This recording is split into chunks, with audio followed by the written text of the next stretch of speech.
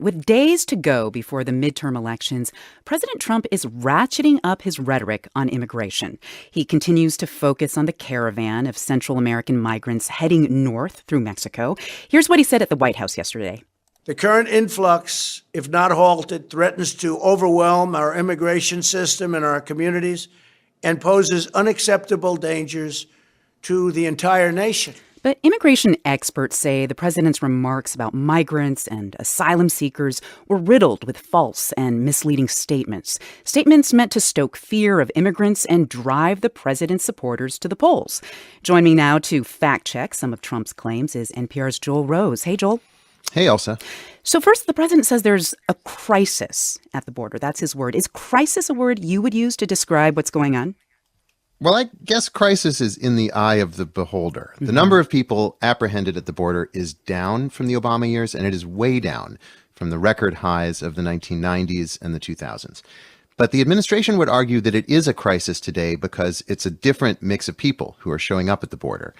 A generation ago, it was mostly migrant laborers coming across, mostly alone. Now you see many more families, many more children.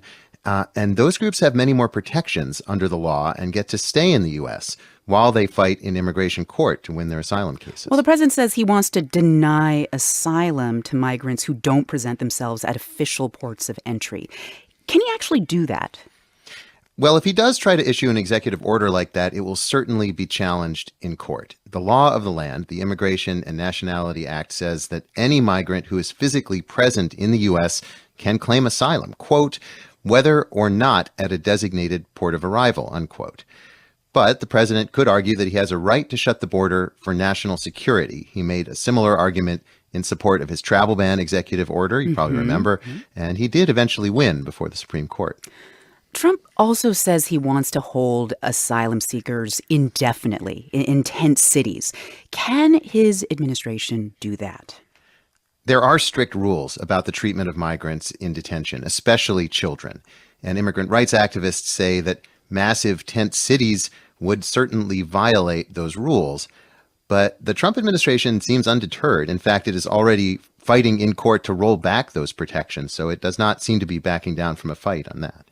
Listening to his recent remarks, the president has always taken a tough stance on immigration. That's nothing new. He's used harsh rhetoric before. So do you see this as more of the same, or do you sense actually a shift in tone? I do feel like there is a new level of intensity that we're seeing this week. Just look back at the week. On Monday, he sent thousands of troops to the southwest border. On Tuesday, we got a report that the White House wants to do away with birthright citizenship. On Wednesday, the president tweeted an inflammatory ad that compares migrants in the caravan to a convicted cop killer who entered the U.S. illegally years ago. And yesterday in his speech, he said repeatedly that these are, quote, tough people, unquote, and really that we should be afraid of them. Obviously the president is ramping up this intensity to try to rally his base. But do you think that these tactics could backfire with some voters? Well, certainly critics say that this is all just fear-mongering and political theater, days before an election. I talked with Karen Musalo at the Center for Gender and Refugee Studies in San Francisco. She says this migrant caravan is largely composed of women and children who are making a dangerous journey together just for self-protection. There's a deep irony, a sort of a tragic irony to characterizing the fact that they're coming together, that they're this marauding army, rather than these are very vulnerable individuals desperately fleeing violence who have come together as a group to really have the protection and the solidarity of each other. And who really, it should be pointed out, are still, hundreds of miles away from the southwest border and won't even get there for weeks. That's NPR's Joel Rose. Thanks, Joel.